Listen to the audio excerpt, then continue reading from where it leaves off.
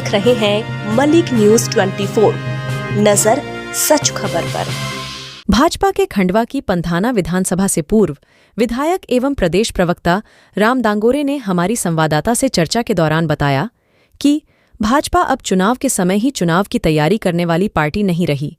हमने पहले भी बूथ जीता, चुनाव जीता और आगे भी विजय प्राप्त करेंगे। भारतीय जनता पार्टी ने हमेशा युवाओं को आगे बढ़ाया है। मैं भी एक युवा हूं। मुझे भी पार्टी ने युवा मोर्चे का प्रदेश महामंत्री बनाया। युवा हमेशा से भारतीय जनता पार्टी के लिए बहुत महत्वपूर्ण रहा है। पार्टी ने हमेशा युवाओं को अपनी रीढ़ की हड्डी की तरह ही महत्व दिया है। नए अवसर प्रदान करना और उनके कल्याण के बारे में सोचना पार्टी की प्राथमिकता रही है। इस टाइम भारतीय जनता पार्टी की लोकसभा चुनाव को लेकर क्या रणनीति है, किस तरीके से चुनाव लड़ा जाएगा और विशेषतर अगर देखा जाए तो युवाओं का इसमें क्या योगदान रहेगा? मैं आपको बताना चाहूंगा कि भारतीय जनता पार्टी को चुनावी टाइम पे चुनाव की तैयारी करने वाली पार्टी अब नहीं रही है। मैं आपको 2.5 साल पहले ले जाना चाहता हूं कि हमने बूथ जीता, चुनाव जीता। मेरा बूथ सबसे मजबूत अभियान 2.5 साल पहले चलाया था, जिसमें हमने लोकसभा और विधानसभा की दोनों की तैयारियां चालू कर दी थी।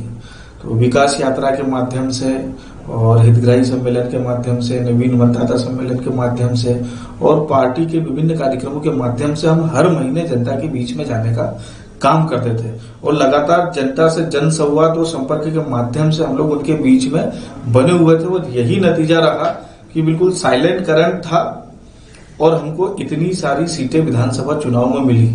और यही फार्मूला हमारा लोकसभा चुनाव में भी हमको जीत दर्ज कराएगा और पूरी 29 की 29 सीटें हम सभी जीत करके लाएंगे।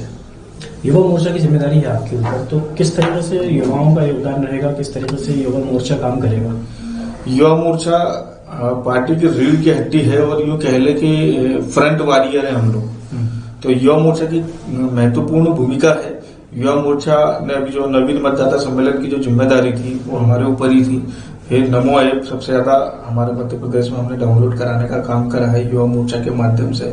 और स्कूल हो, कॉलेजेस हो, हॉस्टल्स हो और एंटरप्रेन्योर यूथ हो और तमाम प्रकार के सेगमेंट्स वाले यूथ को हमने इकट्ठा किया है और उनके बीच में अपनी पार्टी का मैसेज दिया। खासकर बेरोजगारी को जो कांग्रेस मुद्दा बनाती, मैं आपको बताना चाहता हूं कि पहले ईपीएफ का जो पैसा कटता था 2014 के पहले 11 करोड़ लोगों का देश में कटता था। अब जो ईपीएफ का पैसा कटता है वो 25 करोड़ लोगों का कटता है।